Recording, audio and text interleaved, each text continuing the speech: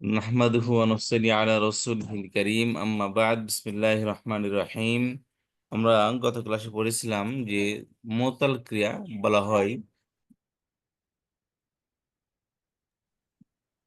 যেই ভার্বের মূল অক্ষরে আলিফ ওয়াও ইয়া এই তিনটার যে কোনো একটি থাকবে তাকে বলা হয় মুতাল ক্রিয়া। তো সেক্ষেত্রে বলেছিলাম যে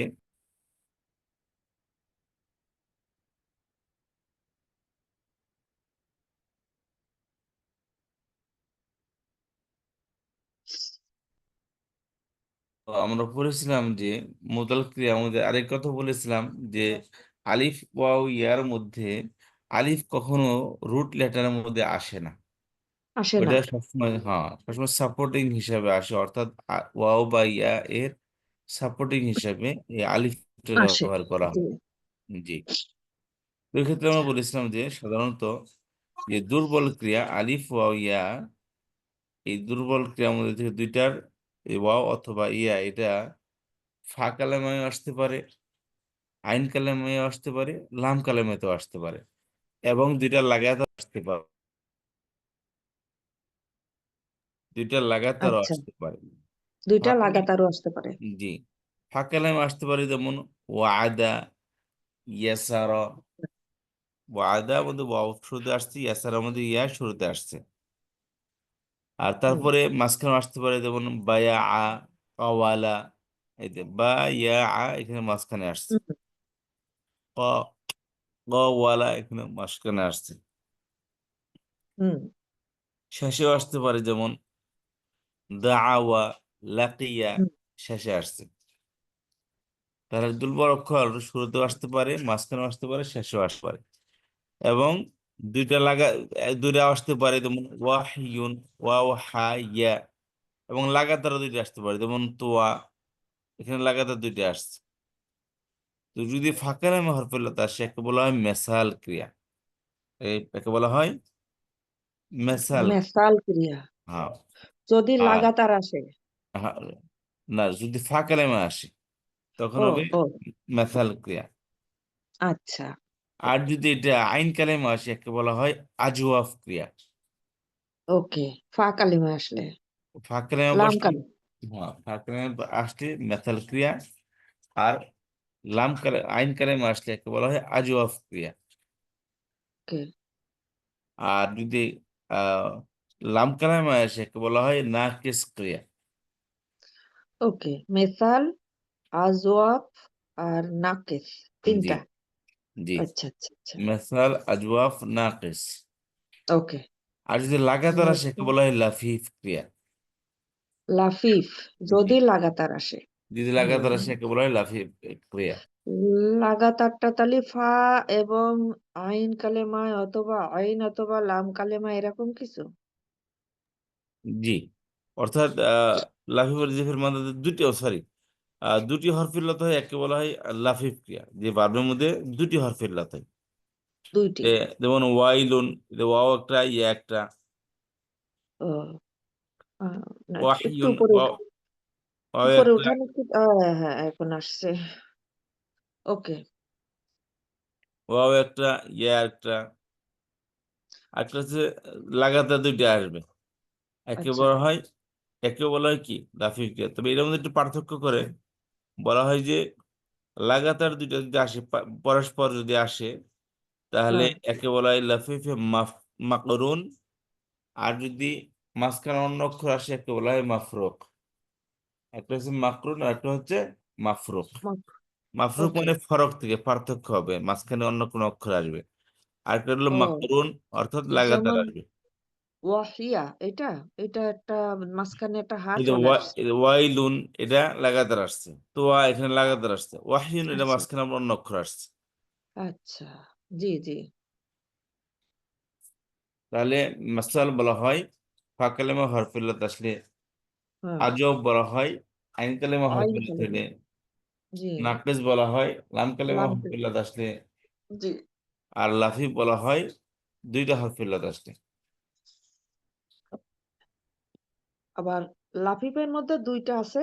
একটা যদি পরপর আসে, আর হুম। একটা যদি মাঝখানে আর অন্য অক্ষর চলে আসে, ২ টা জি। আসবে বাট মাঝখানে একটা বাধা বাধা জি। থাকবে আরকি। জি। বুঝতে পারছি।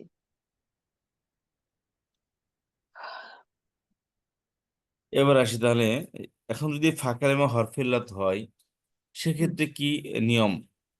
তো আমরা এখানে পড়ছিলাম,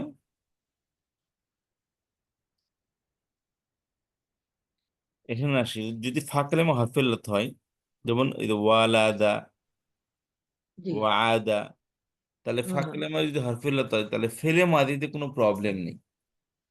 ফেলে ফেলে, মাদিতে কোনো হ্যাঁ, প্রবলেম ফেলে নেই। মাদিতে ফাঁকা লেমা হরফে ইল্লাত আসলে কোনো সমস্যা নেই। আচ্ছা, ফেলে মাদিতে কোনো সমস্যা নেই। তবে আচ্ছা। ফেলে মুদারিতেও কোনো সমস্যা নেই, শুধু এক জায়গায় সমস্যা আছে। ফেলে মুদারিতে কোনো সমস্যা নেই, শুধু এক জায়গায় সমস্যা আছে, সেটা হচ্ছে ফেলে মুদারে আইন কালামা ফাঁকা লেমা হরফে ইল্লাত, কিন্তু আইন কালামা যদি জের যুক্ত হয় তাহলে ওই ক্ষেত্রে সমস্যা। ফাঁকা লেমা হরফে ইল্লাত আইন কালামা যদি জের হয় ফেলে মুদারিতে, তাহলে ওখান থেকে হরফে ইল্লাতটা পড়ে যাবে। যেমন দেখেন এখানে ওয়ালাদা, এর হুম, ফেলে মুদারে হলো ইয়াউলিদ।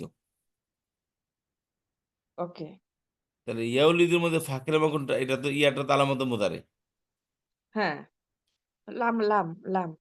তাহলে এখানে আইন কালে ফাঁকা লেমা হচ্ছে ওয়াও, জি, আর আইন কালেমা হচ্ছে লাম এখানে। জি। তাহলে এখানে ফাঁকা লেমা হরফে ইল্লাত ফেলে মুদারেতে আইন কালেমা যদি জের যুক্ত হয় হুম, সেক্ষেত্রে এই হরফে ইল্লাত পড়ে যাবে।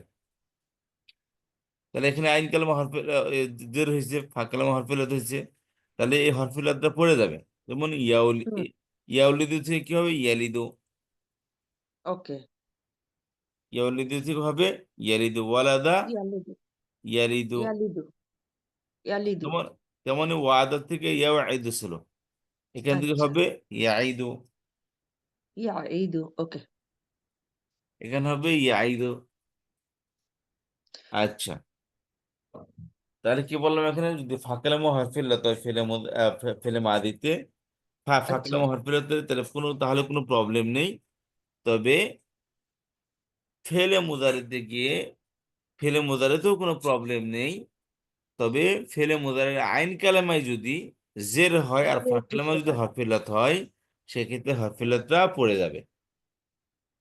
জি, আচ্ছা, যেমন ওয়ালাদের থেকে ইয়াউলিদু হলো, এখান থেকে হবে ইয়ালিদু। ওয়াদার থেকে ইয়াঈদু, সেখান থেকে হবে ইয়াঈদু। জি। আচ্ছা, তবে এখানে আর আইন কালামে যদি জবর হয় অথবা পেশ হয় তাহলে হরফিলত পড়বে না। যেমন ওয়াজিলা ইয়াউজালু, ওয়াবুলা ইয়াউবুলু, তাহলে এখান থেকে পড়েনি। জবর বা পেশ থাকলে? হ্যাঁ, ফাঁকালামে হরফিলত আইন কালামে জবর বা পেশ, হ্যাঁ, অর্থাৎ জের না। জের না। জেরটা জের হলে থাক তখন চেঞ্জ হবে। হরফিলত, হ্যাঁ হরফিলত পড়ে যাবে। জি, কিন্তু জবর অথবা পেশ থাকলে হরফিলত পড়বে। পড়বে না। এটা হ্যাঁ। মনে রাখার একটা পয়েন্ট এটা। এটা মনে রাখতেই হবে। না হলে বুঝে উঠতে পারা যাবে না। জি, শুধু হুম, আইন কালামায় জের আসলে হরফিলত পড়বে, কালামা হরফিলত, আইন কালামায় জের আসলে হুম, হরফিলত পড়বে। আর জবর অথবা পেশ আসলে হরফিলত পড়বে না। হুম। তবে জি, এই যে আইন বুঝতে পারছি। কালামায় জবর আসলেও 8 জায়গায় থেকে হরফিলত পড়ে যাবে, এক্সেপশনাল 8টি ভার্বের মধ্যে হরফিলত পড়ে যাবে জবর আসার পরও। যেমন এই যে এখানে জবর আসার পরেও। হ্যাঁ, এক্সেপশনাল কেস, এটা 8টি জায়গায়, অনলি 8টি ভার্বের ভার্বের ক্ষেত্রে। এক নম্বর হইতে ওয়াদা, ইয়াদাউ, ইয়াউদাউ ছিল। ওয়াদারা, ওয়াদা ইয়াদাউ অর্থ নামানো। হুম, ওয়াদারা ইয়াদারু অর্থ স্বেচ্ছায় চলতে দেওয়া। ওয়াদারা হুম, ইয়াদারু। ওয়াজা ইয়াজাউ অর্থ নিয়ন্ত্রণ করা। ওয়াসিয়া ইয়াসাউ অর্থ হলো প্রশস্ত হওয়া। হুম, ওয়াদা ইয়াদাউ অর্থ হলো স্থাপন করা।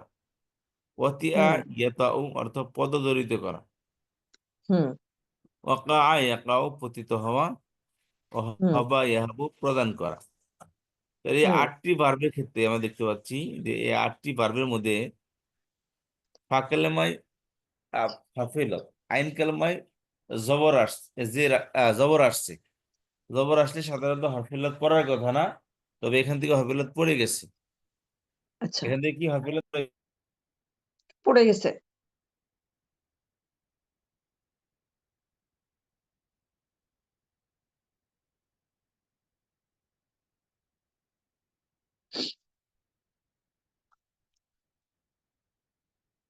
তাহলে এই 8টি পারমিট থেকে হারফিলত ফাঁকা জবর আসলেও হারফিলতটা পড়ে যাবে। এটা এই মনে হলো, রাখতে হবে। জি।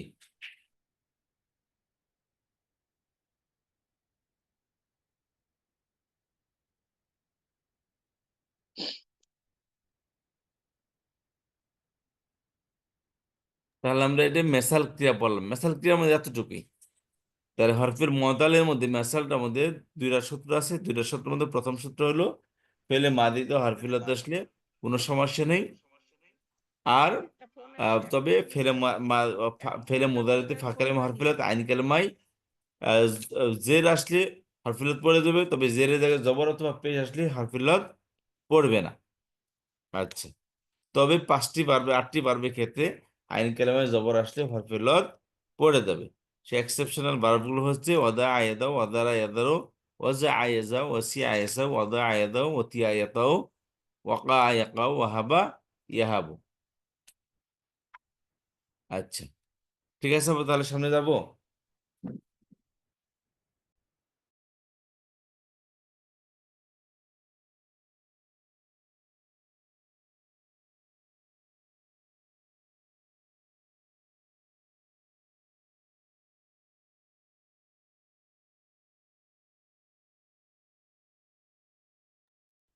আপনার সময় আপনি কি মনে করেন যাইলে ভালো হবে?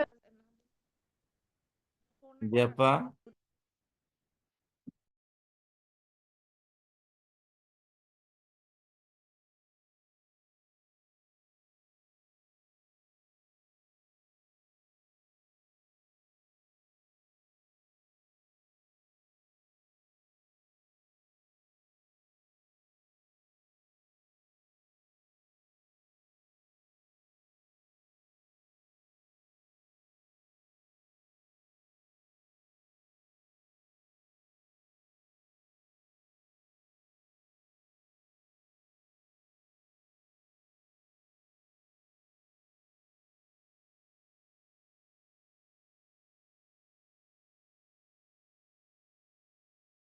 ও, আমার একটা কল আসছিল, ওই জন্য আমি কথা শুনতে পারি না, একটু জরুরি ছিল। আপনি কি মনে আচ্ছা, করেন এইটুকুই রাখবেন নাকি আর দরকার আরো আগাবেন? আপনি যেটা ভালো মনে করেন এটা করতে পারেন। এটা কি আমাদের আয়ত্তে আসছে কিনা আপা, জিনিসটাকে বুঝতে পেরেছি কিনা? এটা আমি আয়ত্ত বলতে আমি একটু দেখতে হবে, দেখার পরে ইনশাআল্লাহ আয়ত্তটা আমি মানে তাহলে আপা ক্লিয়ার আজকে বলতে পারবো। এতটুকু থাক তাহলে, ইনশাল্লাহ, ঠিক আছে। তাহলে ইনশাআল্লাহ আমি একটু একটু দেখি, রেকর্ডিং দিয়ে আমি পড়ে একটু লিখে একটু আয়ত্ত করি। ঠিক এটা আছে, মনে হচ্ছে একটু দরকার আছে আয়ত্তের ব্যাপার, এটা জি আপা, ঠিক ভাষা আছে। ভাষা হলে হবে না। ইনশাআল্লাহ। ওকে, থ্যাংক ইউ, শুক্রান, আসসালামু হ্যাঁ, আলাইকুম। আমাদের মঙ্গলবারে আবার ক্লাস আছে। আল্লাহ হাফেজ। এ পর্যন্ত ইনশাআল্লাহ, পারি। সালাম। আল্লাহ হাফেজ। আল্লাহ, আসসালামু আলাইকুম। ওয়ালাইকুম আসসালাম।